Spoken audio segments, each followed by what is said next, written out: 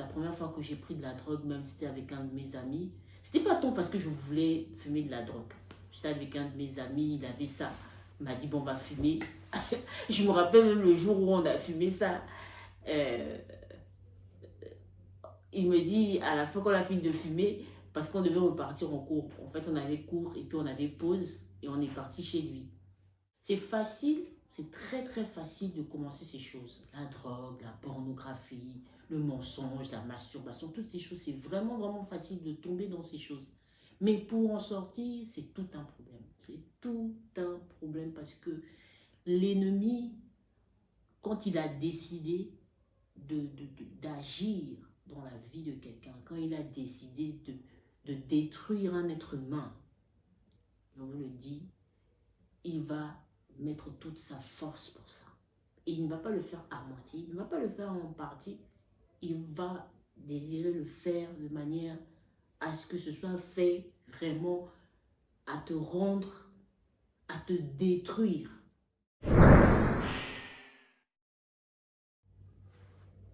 Salut la famille, j'espère qu'on va bien, tout le monde va bien. Encore une fois, on se retrouve pour cette nouvelle vidéo et alors on bénit encore une fois le nom du Seigneur Jésus qui nous donne cette opportunité de pouvoir échanger ensemble, de pouvoir parler de lui, de connaître un peu plus, de cheminer avec lui. Et on lui rend grâce encore pour ça, on bénit sa présence au milieu de nous et que sa grâce encore soit notre partage au nom de Jésus.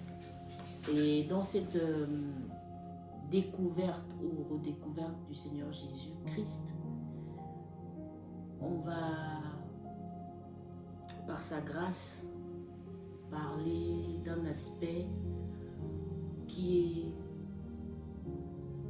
primordial, si ce n'est inévitable, je vais dire ça comme ça, c'est le secours du Seigneur. Pourquoi je dis ça?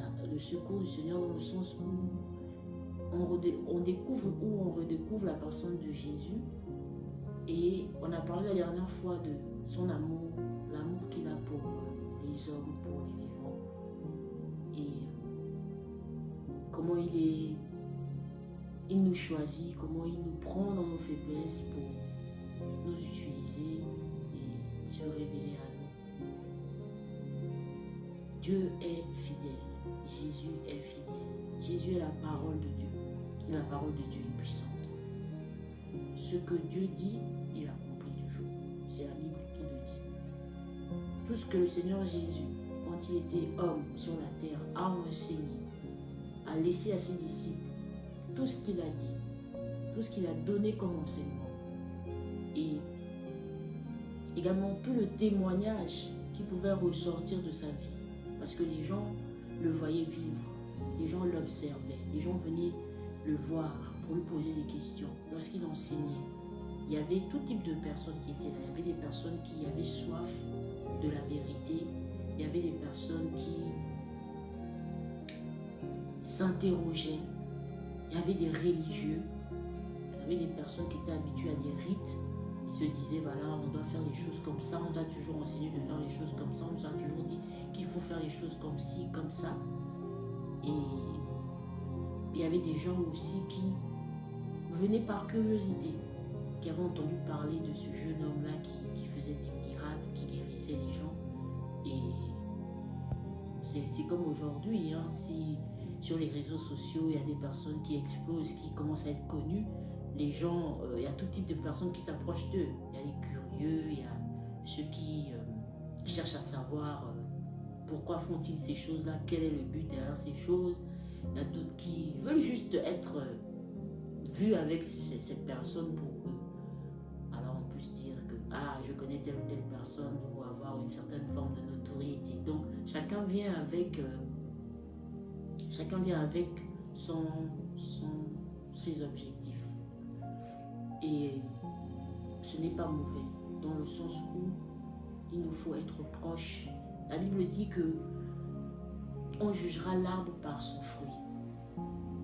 C'est-à-dire que c'est pas, si aujourd'hui je vois un manguier ou je vois je sais pas moi, lui est un manguier, c'est parce que je vois des mangues sur ce manguier-là que je peux dire que cet arbre est vraiment un manguier.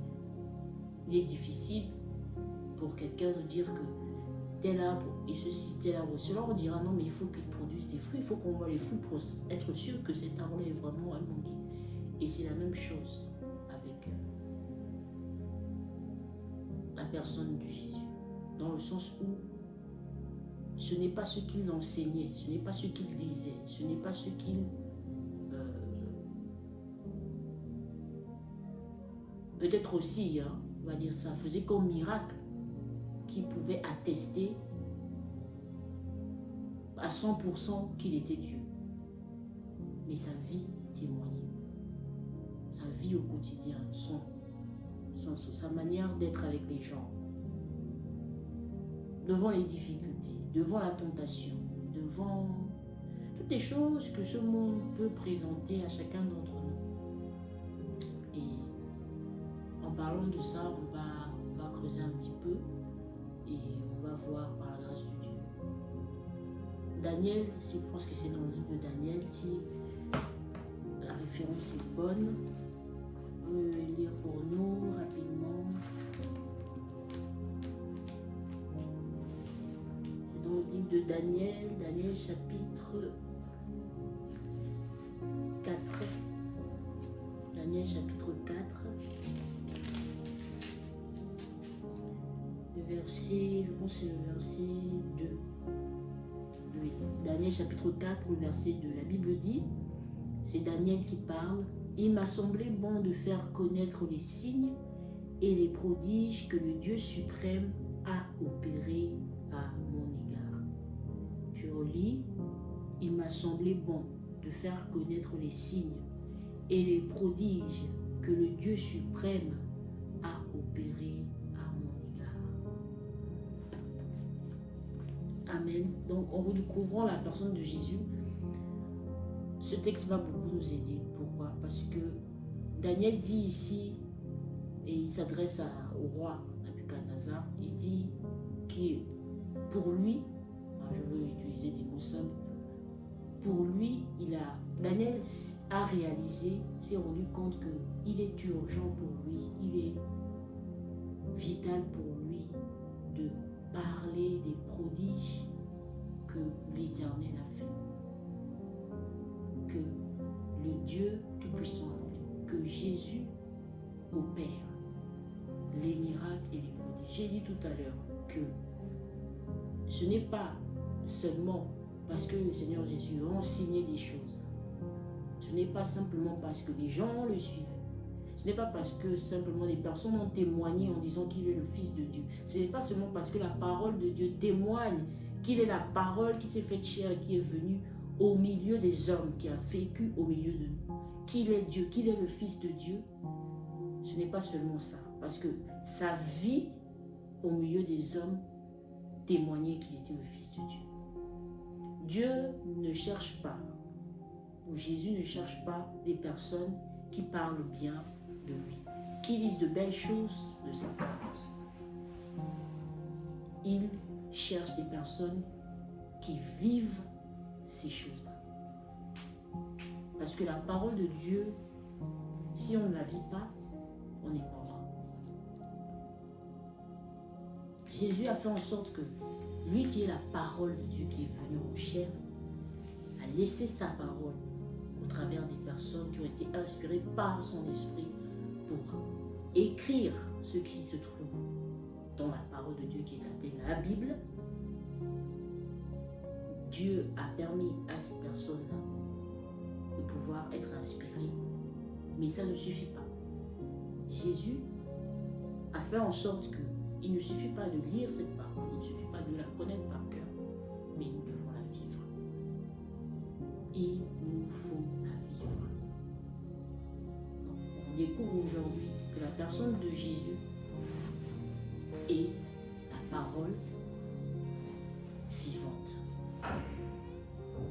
Jésus se vit. Jésus ne s'expérimente pas seulement. Jésus on ne fait pas juste sa rencontre et puis après ça s'arrête. On doit vivre. personne de Jésus au travers de sa parole tous les jours. Tous les jours. Et c'est ce dont on va découvrir aujourd'hui. On va découvrir que Jésus est la parole de Dieu. Que Jésus se vit, que sa parole se vit. Et en revenant à Daniel, Daniel dit qu'il a ressenti le besoin, il a ressenti l'urgence de parler des prodiges et des miracles de Dieu. Pourquoi est-il urgent, est-il important de parler des prodiges et des miracles que Jésus fait et que Jésus a fait et que Jésus fera tant qu'il le souhaitera, tant qu'il le désirera, il fera dans la suite des temps. Et quel est le plus grand exemple, si je peux dire le plus pas grand, mais le plus bon exemple, c'est, je vais parler un petit peu de moi. Dans une des vidéos que j'avais faites, la toute première, j'avais donné mon témoignage dans de grande largeur, grande longueur. Et dans la vidéo même, je le dis, que c'était quelque chose de difficile pour moi de faire. Parce qu'il y a beaucoup de choses que j'ai dites dedans en tant que personne, en tant qu'être humain, dont je ne suis pas forcément fière et dont j'ai conscience que... Il y a beaucoup de gens qui ne peuvent pas forcément comprendre, qui ne vont pas comprendre et qui vont avoir peut-être, comment on dirait, un peu de compassion. Comme disent les Ivoiriens, Yako, vraiment, en tout cas Dieu a fait, Jésus a fait, c'est le plus important. En grandissant, moi je n'ai pas connu mon père biologique. Pour plusieurs raisons. Bon, on aura l'occasion peut-être un jour d'en parler, mais je n'ai pas connu mon père. J'ai grandi avec ma grand-mère maternelle, celle qui m'a élevée pendant un moment. Et puis après, j'ai vécu quelques temps avec une de mes tantes.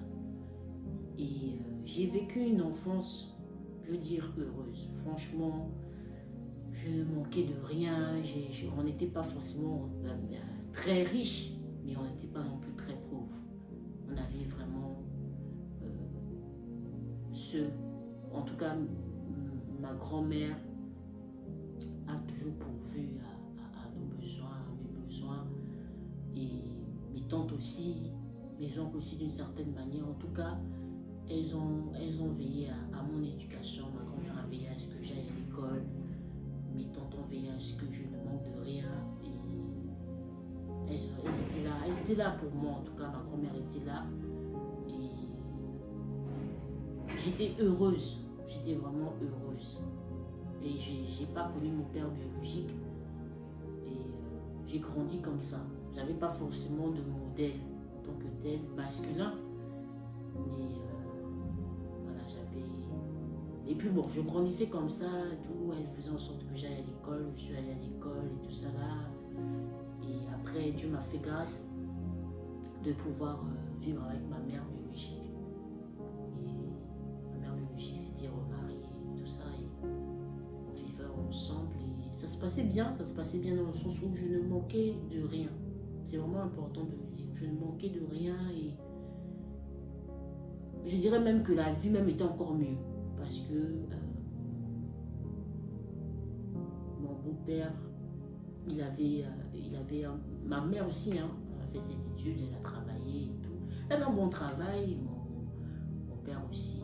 Je l'appelle papa, mon père il m'a élevé aussi quand même en partie, avait aussi un très très bon travail. Dieu a permis que je puisse vivre vraiment dans un environnement qui fait que j'ai voyagé, j'ai vu des endroits que j'aurais jamais imaginé voir, j'ai côtoyé des personnes que j'aurais jamais imaginé côtoyer. Et puis est arrivé le temps où j'étais au collège, et puis voilà, j'ai fait la rencontre de plusieurs personnes, et les amis vraiment pour moi c'était tout, parce que étant donné qu'à ce moment-là j'étais, comment dirais-je, je veux dire ça comme ça, oui, non, c'était ça, j'étais fille unique, j'avais mes cousins, mes cousines, mais j'avais pas de petites soeurs ou de petits frères de sang, si je peux dire comme comme ça. Mais j'avais mes cousins, mes cousines et tout ça. Et mes petites cousines aussi sont arrivées un peu plus tard. Donc, mes amis, c'était vraiment, vraiment tout pour moi. Mes amis, j'étais prête à tout pour eux. Même la première fois que j'ai pris de la drogue, même si c'était avec un de mes amis, c'était pas tant parce que je voulais fumer de la drogue. J'étais avec un de mes amis, il avait ça. Il m'a dit, bon, on va fumer. Je me rappelle même le jour où on a fumé ça. Il me dit, à la fin qu'on a fini de fumer, parce qu'on devait repartir en cours. En fait, on avait cours et puis on avait pause et on est parti chez lui. Et on est parti chez lui. Sa maman, elle m'aimait beaucoup. Et sa maman, tout le temps qu'on allait là-bas, elle cuisinait toujours. Elle avait toujours cuisiné. Donc, on vient, oh, il faut manger. Elle faisait toujours à manger et tout. Et je me sentais vraiment comme chez moi. Je me sentais vraiment accueillie, aimée.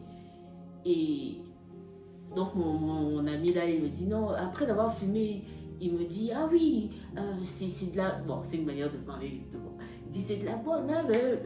Moi, j'ai rien senti, je ne savais rien. C'était quoi pour moi, il n'y avait aucun effet. J'ai dit, oui, c'est de la bonne. Et après, c'est après que je me suis rendu compte que même lui-même, il ne savait même pas ce qu'il faisait. Parce que, bon, dans l'histoire de fumer, là, de prendre de la drogue, lui et moi, on était nourrices dedans. On ne savait pas ce qu'on faisait, on ne savait pas trop comment s'y prendre. Donc, c'était vraiment du n'importe quoi, mais bon, bref. Et ça a commencé comme ça. Ça a commencé comme ça. Et petit à petit, je suis tombée dans ce cercle-là, vraiment de la drogue. Comme un jeu. Et quand je dis comme un jeu, c'est facile, c'est très très facile de commencer ces choses. La drogue, la pornographie, le mensonge, la masturbation, toutes ces choses, c'est vraiment vraiment facile de tomber dans ces choses. Mais pour en sortir, c'est tout un problème. C'est tout un problème parce que l'ennemi, quand il a décidé d'agir dans la vie de quelqu'un, quand il a décidé de détruire un être humain, on le dit, il va mettre toute sa force pour ça. Et il ne va pas le faire à moitié, il ne va pas le faire en partie, il va désirer le faire de manière à ce que ce soit fait vraiment à te rendre, à te détruire. Et c'est ce que ce monde a fait. C'est ce que ce monde a fait. Ce monde t'emmène parce que tu as des rêves, parce que tu as une volonté de faire de ta vie quelque chose, parce que tu as un objectif qui est parfois banal. Aujourd'hui, il y a des gens qui rêvent de chanter, qui rêvent de faire de la musique, qui rêvent de devenir de grands artistes. Ce n'est pas des mauvais rêves. Autant que moi, je ne pense pas que ce soit une mauvaise chose d'avoir de l'ambition. Mais l'ennemi prend ces rêves-là pour te détruire, pour t'écraser, pour faire de toi vraiment quelqu'un qui ne s'apprécie pas, quelqu'un qui se trouve misérable, qui se trouve, ou même qui ne réalise pas, mais qui tombe dans la drogue, qui tombe dans la dépendance. Ça peut être aussi une dépendance affective, hein, qui tombe dans toutes sortes de vices et qui n'arrive pas à s'en sortir, qui blesse des gens, qui blesse son mari, qui blesse sa femme, qui trompe sa femme, qui trompe son mari, qui n'est pas quelqu'un de confiance, qui passe son temps à mentir, qui est incapable de se retenir. Le mensonge devient comme si ça faisait partie de la personne, c'est-à-dire que la personne ne peut plus parler sans mentir. Donc, l'ennemi garde vraiment dans ces choses-là. Et arrivé à un moment donné, je ne connaissais pas encore Dieu, dans le sens où je partais à l'église, mais c'était pas vraiment ça. J'allais à l'église pour aller, et on partait à l'église et tout ça, mais je n'avais pas rencontré la personne de Jésus. Mais, donc, l'ennemi te garde dans ces choses-là. Et arrivé à un moment, en grandissant,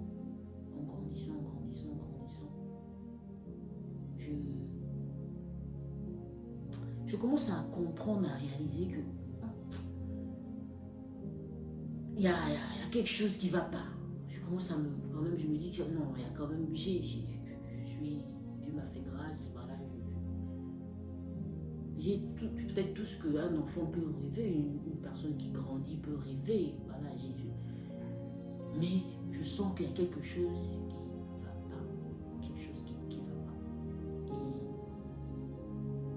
c'est là où je rencontre un petit peu, je commence à me poser des questions et le Seigneur commence à, pas s'ouvrir à moi, mais il commence à se révéler à moi un petit peu. Il commence à se révéler à moi de différentes manières. Et puis j'arrive au Maroc et tout ça, et je me rappelle le jour où je me suis fait baptiser. Déjà avant, j'avais pris la décision de me faire baptiser. Et il y avait plein de choses que je faisais donc que je ne voulais plus faire, que j'avais décidé d'arrêter. Et je me suis dit, voilà, si moi je me baptise, ça prouve que je vais prouver à Dieu que d'une certaine manière, mon cœur veut quand même si je ne suis pas encore prête à peut-être abandonner. En tout cas, je veux montrer à Dieu que non, je suis disposée, je veux abandonner ces choses, que je fais le premier pas de me baptiser, toi tu feras le reste. C'est ce que je me disais. Donc je me baptise et tout. Et je me suis baptisée et tout ça là. Et je commençais à venir à l'église. Je commençais à voir un peu comment Dieu opère au travers de sa parole, par des prédications, par notre pasteur Camille, comment Dieu commençait à l'utiliser, et puis il avait été inspiré aussi de recevoir des serviteurs de Dieu qui venaient un peu de l'extérieur et tout ça. Donc je pouvais voir que les démons existaient, je voyais que ces choses étaient réelles, ce que la parole de Dieu dit, ce que Jésus dit, que Jésus est réel, il est vivant. Quand Jésus décide de délivrer quelqu'un, il délivre quelqu'un. Je voyais déjà ça, je voyais ces choses s'opérer. Mais je me rappelle qu'un jour, j'ai fait un rêve. J'ai fait un rêve et dans ce rêve, Dieu me montrait en fait la puissance qui est derrière les écrans. Pourquoi, par exemple, les gens sont accros à la pornographie, par exemple. Dieu m'a montré un jour l'esprit, en tout cas la puissance qui agit derrière. Et dans la vision que Dieu m'a donnée, que Jésus m'a donnée, dans cette vision-là, je pouvais voir une personne qui était devant un écran et il y avait comme, cet écran-là était là, mais cet écran avait comme des comment ça s'appelle? Je ne vais pas dire des mains, mais comme des tendons. Vous voyez, un peu comme comment ça s'appelle l'animal? Je crois que c'est ventouse ou quelque chose comme ça, avec plusieurs bras. Et l'écran était comme ça avec plusieurs bras. Et les bras venaient. La personne était genre devant l'écran, mais ça venait genre ces bras-là venaient genre se connecter sur son cou. Venaient et puis sucer genre la personne, prenait vraiment, en tout cas agissait. Et c'était de manière dans l'esprit. Dieu me montrait ça, mais ça m'a pas. C'était sa façon à lui de me montrer ça de différentes manières, sa puissance, qui sait qu'il est capable de faire. Je voyais les gens être délivrés, je voyais les gens être guéris, je voyais la puissance de Dieu. Et je venais déjà à l'église. Mais ça ne m'avait pas empêché, malgré ça, je ne vais pas dire que je me suis éloignée de Dieu après, non, mais ça ne m'a pas empêché de retomber dans certaines choses que je faisais, que j'avais abandonnées. Je suis retombée dans ça. Et je me rappelle un jour, je disais à Dieu, mais finalement, moi, je ne comprends pas. Parce que tu dis, tu m'as délivré, tu dis que tu m'as délivré, et je vois qu'il y a des choses, il y a certaines choses que je ne fais plus. Par exemple, me droguer, je ne me drogue plus. Mais il y a d'autres choses dans lesquelles je suis toujours en train de me battre, Je prie, je jeûne, mais je dis, mais Seigneur, mais Jésus, tu es là, tu n'es pas là. Pourtant, je sais que tu es là. Je sais que tu es là. Je sais que tu m'as parlé. Je sais que tu es vivant. Tu m'as touché, je t'ai touché. Tes yeux m'ont vu. Mais pourquoi alors ces choses-là persistent? Pourquoi je suis dans le mensonge, le vol, toutes ces choses que tu dis que tu m'as délivré de ça. Et Dieu a laissé ça. Il a permis ces choses. Ces choses ont continué.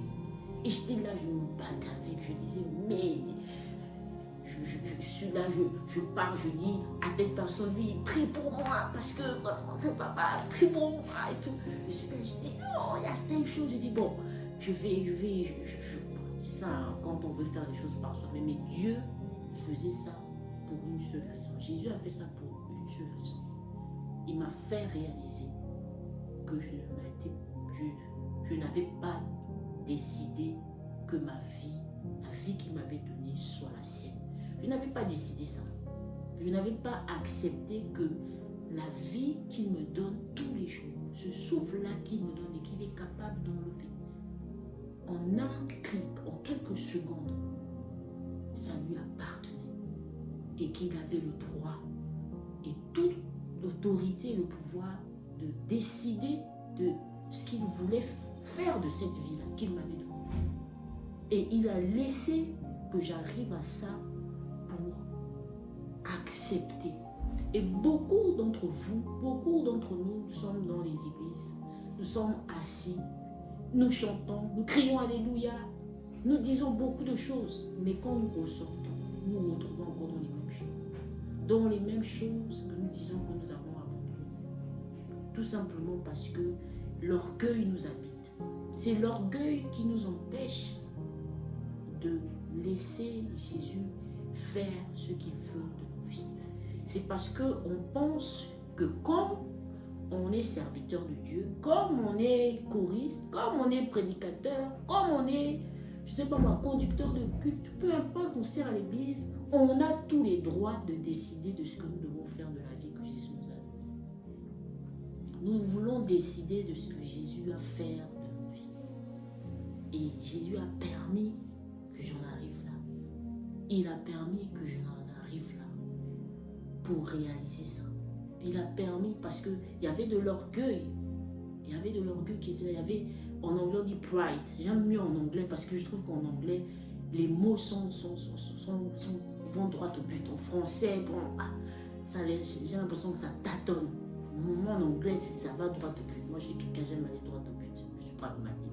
J'aime pas trop qu'on tourne. Bon, après là, ça dépend. Mais Jésus voulait vraiment ça. Il voulait vraiment ça. Il voulait vraiment que j'arrive à ce point-là. Au point où je me dise et que je reconnaisse que non, là, je peux pas. Et l'image est vraiment, tu es d'abord debout devant lui et puis tu argumentes. Tu argumentes, tu dis non, moi, en tout cas, voilà, moi, en tout cas, ceci. Jusqu'à ce que tu te retrouves, tu ne sais pas comment, mais un jour tu te retrouves à genoux, face contre terre, et tu cries à ce Jésus-là. Et j'ai crié à ce Jésus. J'ai dit à Jésus, prends cette vie-là qui est à toi.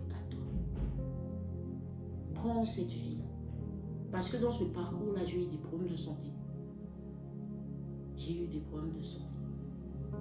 Ceux qui ont vécu la dépendance savent de quoi je parle. Ceux qui vivent, il n'y a que celui qui est passé par un cancer, c'est quoi avoir un cancer, c'est quoi passer par la chimio, c'est ce que ça signifie. Quelqu'un qui a été dépendant, affectif ou dépendant de l'alcool, la cigarette, la drogue, les médicaments, peu importe, savent de quoi je suis en train de parler. Ceux qui passent par des traitements lourds savent de quoi je suis en train de parler. Savent. J'ai vu un de mes oncles mourir comme si rien n'était comme ça. J'ai vu une de mes tantes qui m'a élevée mourir d'un cancer comme si la vie c'était rien. Je les ai vus être désespérés malgré les moyens. Ma tante qui a eu ce cancer, je me souviens, la famille a fait tout pour qu'elle aille en Europe. Elle est arrivée là-bas même, au départ même, elle devait venir dans un pays au Maghreb. Mais arrivée dans ce pays du Maghreb là, elle n'a pas fait long feu, elle est décédée. J'ai vu comment ça a brisé ma grand-mère. Ma grand-mère est tout pour moi. Ma mère est tout pour moi. C'est-à-dire que ma famille, je bénis le Seigneur pour ceux qui sont. C'est pas une famille parfaite, c'est pas voilà. Mais je les aime parce que j'ai vu combien ils se sont battus pour moi, pour certains. Et voir ces personnes-là mourir comme ça, comme si, c'est-à-dire on voit des gens qu'on aime, on ne peut rien faire pour eux. On ne pouvait rien faire pour eux. Et Jésus est capable de faire des choses. Jésus est capable. Il n'y a pas si longtemps, j'ai perdu mon frère, mon petit frère. Il est décédé, on m'a dit non, il est décédé. Alors que j'avais passé quelques mois avant, je l'avais vu. Et je rentre, je reviens du Gabon, je rentre ici, on m'appelle, on me dit qu'il est décédé. après ça, j'ai vécu une période. C'est après que je me rends compte peut-être que c'était de la dépression, je ne sais pas, mais j'en ai voulu à Dieu. Mais Dieu a permis toutes ces choses. Jésus a permis toutes ces choses pour que je descende de la hauteur où je me tenais. Parce que, j'ai dit au départ, Jésus veut que sa parole en la pratique. Jésus veut que je puisse pratiquer sa parole. J'avais juste pris sa parole pour apprendre sa parole simplement, mais je ne vivais pas sa parole. Et encore une fois, nous sommes nombreux comme ça. Nous sommes nombreux comme ça, que ce soit dans l'église, que ce soit en dehors de l'église. Ceux qui ne connaissent pas Jésus, nous sommes orgueilleux. Tu es limité, tu es bloqué et tu veux persister à marcher comme tu as envie de marcher. Mais nous oublions que cette vie-là, et je l'ai dit tout à l'heure, cette vie-là peut nous être enlevée en un instant. Nous ne maîtrisons rien.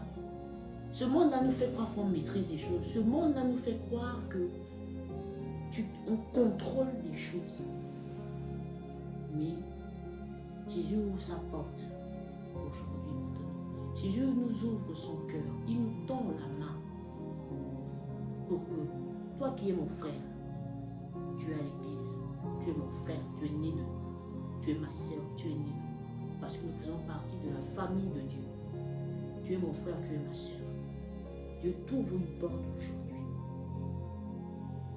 Dieu t'ouvre une porte. Il te tend la main. Pour que ce que tu fais, tu es en train de te battre avec, il veut venir pour réellement assujettir ces choses dans ta vie. Pour que comme Daniel, tu puisses dire, voici les prodiges et les miracles que mon Dieu a opérés et qu'il continue d'opérer. Parce que nous oublions, frères et sœurs, c'est que les personnes qui ne connaissent pas, je m'adresse d'abord à ceux qui sont nés de nouveau, les personnes qui ne connaissent pas Jésus nous regardent. Et on ne peut pas donner ce que nous n'avons pas. La Bible dit que c'est l'abondance du cœur que la bouche parle. Si nos cœurs ne sont pas vrais, si nos cœurs sont remplis de duplicité,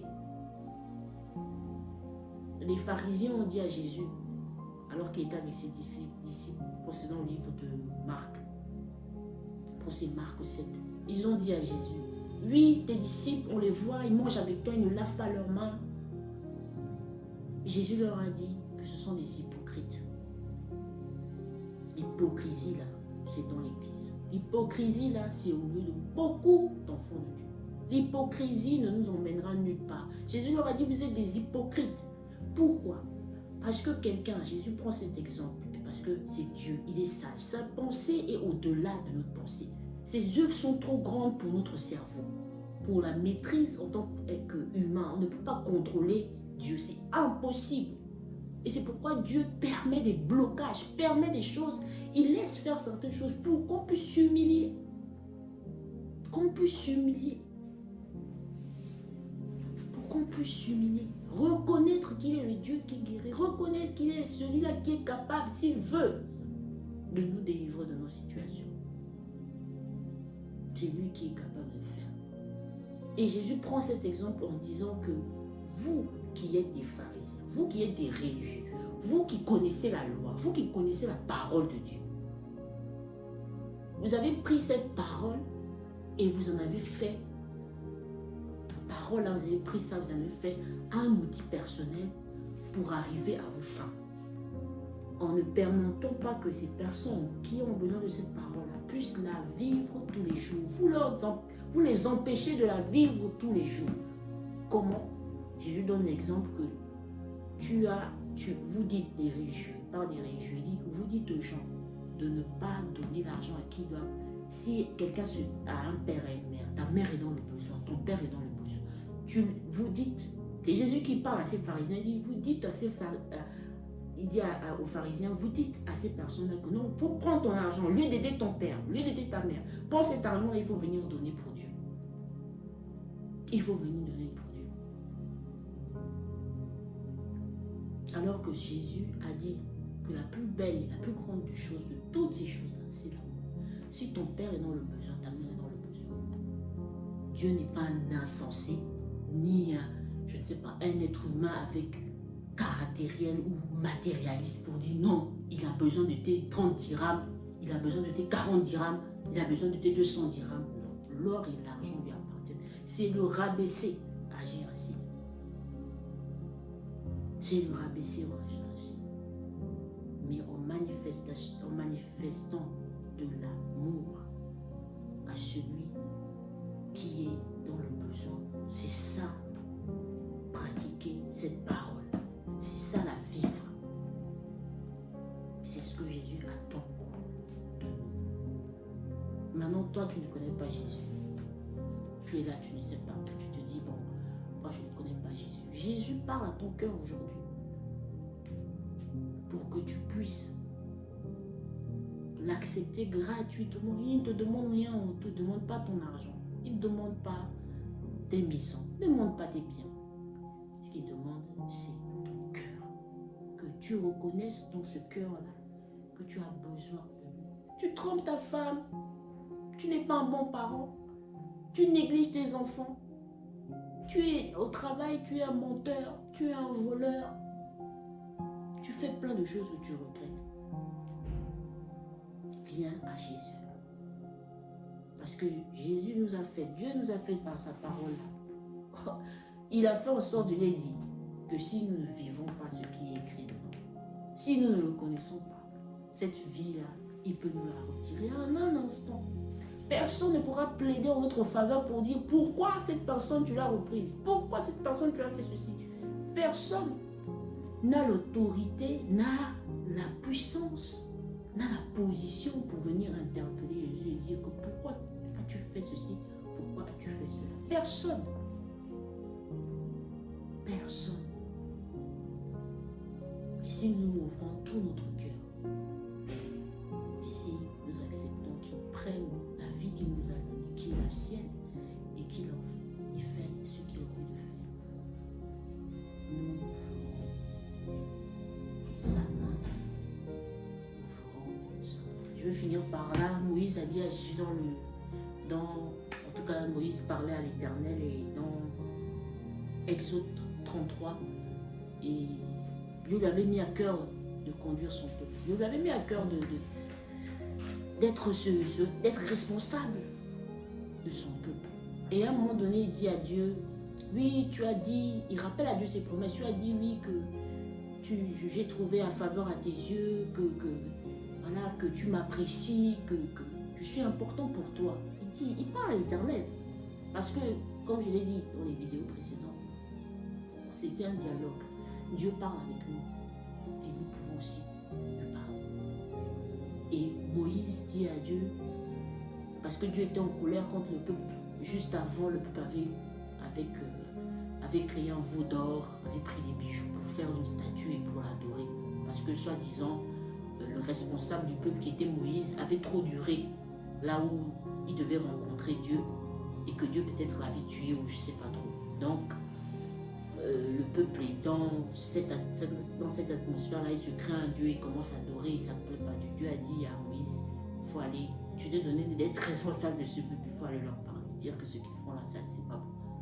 Bref, et Moïse est là dans ce contexte-là, Moïse est là, il rappelle à Dieu, parce que Dieu leur va lui dire que moi je ne veux pas venir avec vous. Je vais envoyer un ange, je vais envoyer la Bible dit que les anges ne sont-ils pas des esprits au service de Dieu? Ce sont des esprits qui obéissent à la parole de Dieu. Donc ce sont des instruments que Dieu utilise pour sa gloire. Et on voit, il dit non, il y aura un ange qui sera avec vous, il va vous accompagner. Moïse dit non, il dit à Dieu non. Si toi-même, tu ne viens pas avec nous, moi et ce peuple-là que tu m'as donné comme responsable, nous n'irons nulle part. Nous n'irons nulle part. Nous n'irons nulle part. Nous ne pouvons rien sans la présence de Jésus. Je ne peux rien. Même pour faire ces vidéos, moi je suis honnête, je vais vous dire, c'est un combat avec ma chair et mon esprit. L'esprit de Dieu, parce que ma chair refuse. Parce que c'est pas quelque chose de facile de parler de la part de Dieu. C'est pas quelque chose de... C'est pas un jeu, c'est pas un passe-temps. Mais l'Esprit de Dieu est avec moi, il est ma force. Tous les jours, c'est l'Esprit de Dieu qui permet, l'Esprit de Jésus. Parce que Jésus est Esprit. On verra ça bientôt, par la grâce de Dieu. C'est l'Esprit de Jésus. Parce que Jésus n'est plus avec nous physiquement. Il nous a laissé son Esprit. Son Esprit, c'est lui qui nous donne de vivre sa parole. C'est sa présence qui nous donne la force au quotidien de parler et de dire, comme Daniel a déclaré, je déclarerai les prodiges que l'Éternel a fait, que Dieu a fait. C'est son esprit. Pas parce que quelqu'un a les capacités, c'est pas parce que moi, Maud, je suis capable de faire des choses, non. Et souvent, et ça m'est arrivé, nous méprisons, nous qui sommes enfants de Dieu, nous méprisons, nous prenons pour acquis cette présence-là. En oubliant qu'un jour, nous allons nous retrouver devant des situations, parce que nous vivons dans un monde où il y a des situations. Même pour ceux qui sont enfants de Dieu, il y a des situations qui se présentent à nous. Il y a des difficultés qui viennent, qu'on le veuille ou pas. Et on s'étonne qu'au jour où on est devant ces difficultés-là, on ne sache que faire. Parce qu'on a pris pour acquis cette présence-là. On a joué avec, on a fait ce qu'on avait envie de faire avec.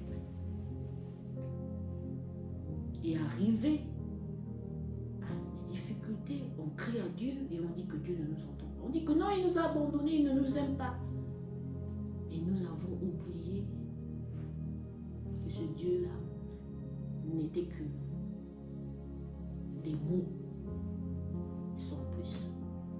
Je vais m'arrêter là et que Dieu nous bénisse. Et je sais que c'est une vidéo qui est un peu longue, mais ça en valait la peine. Et je crois que le Seigneur va nous fortifier, va nous aider et sa grâce va être encore sur nous. Je veux encourager quelqu'un, encore une fois, à t'humilier, à te mettre à genoux et à ouvrir ton cœur. Même toi qui es enfant de Dieu, ouvre ton cœur afin que la vérité de la parole de Dieu soit ton partage et que la présence du Saint-Esprit t'aide. Soyez bénis.